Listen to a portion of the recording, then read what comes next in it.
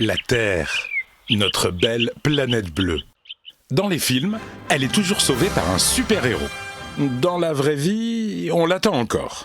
Mais le péril, lui, il existe bien, c'est le changement climatique.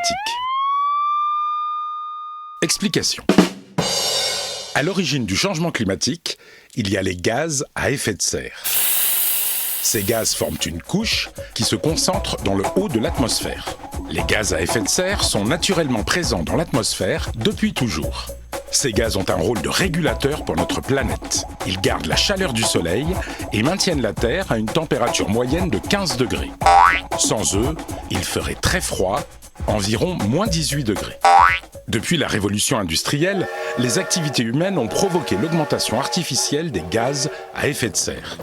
Le filtre s'est transformé en une couche de plus en plus dense qui forme comme un manteau autour de la Terre et retient plus de chaleur. C'est ce qui provoque le réchauffement de la planète. D'après les scientifiques, la température moyenne de la Terre devrait augmenter de 1 à 5 degrés d'ici 2100.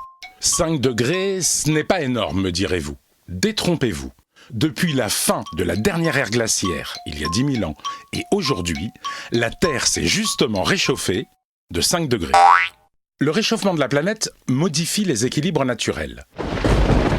Température, régime des vents et des pluies, biodiversité, acidité de l'océan. Dans l'hypothèse la plus pessimiste, les océans auront grimpé de 82 cm d'ici la fin du siècle. 700 millions de personnes devront quitter leur logement et trouver refuge ailleurs. L'augmentation de la température moyenne de la Terre accentue l'évaporation de l'eau. Le cycle de l'eau se modifie, avec pour conséquence plus de pluie au nord et de sécheresse au sud, et des événements climatiques extrêmes plus fréquents. Le réchauffement de la planète va aussi avoir des effets sur notre santé. Certains insectes, comme le moustique tigre, apparaissent dans des régions où on ne les avait jamais vus. Des maladies tropicales se développent dans plusieurs pays du monde. C'est le cas du chikungunya ou de la dengue. Les déserts gagnent du terrain, comme au Kenya ou en Tanzanie. La biodiversité est menacée. 20 à 30% des espèces végétales et animales de la planète risquent de disparaître à court terme, soit environ 20 000 espèces par an. Et il n'y aura pas de super-héros pour nous sauver. Pour éviter ce mauvais scénario, chacun de nous peut et doit agir. Voici comment. La première chose à faire est de limiter les émissions de gaz à effet de serre. Pour cela, nous devons réduire la production et la consommation d'énergie fossile, comme le gaz, le pétrole ou le charbon.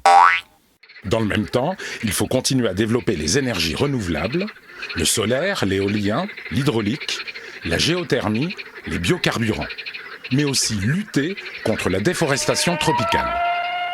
Nous devons également encourager la rénovation des habitats et la construction de bâtiments bioclimatiques très économes en énergie, ou encore privilégier les transports en commun et les transports partagés. Nous pouvons aussi limiter tous les gaspillages de la vie quotidienne, eau, énergie, déchets ménagers et industriels.